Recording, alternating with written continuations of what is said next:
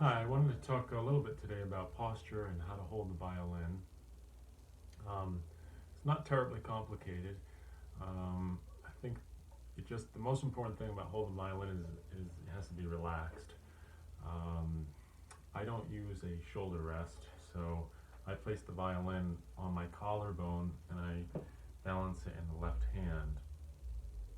Um, the most important thing, again, whether or not you're using a shoulder rest, is to stay relaxed, not bring the shoulders up too much to clench on the back of the violin, and neither to clench too much with the chin.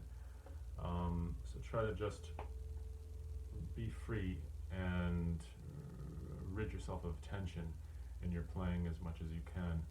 Um, the last thing I want to leave you with is because since I studied with Eric Friedman, who was a protege of the legendary violinist Jascha Heifetz, and I asked him once, well, why does Jascha Heifetz hold the violin so high?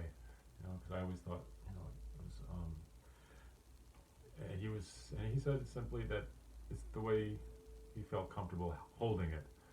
Um, so, private message me if you're interested in lessons, or you can contact me via my website at emilaltschuler.com.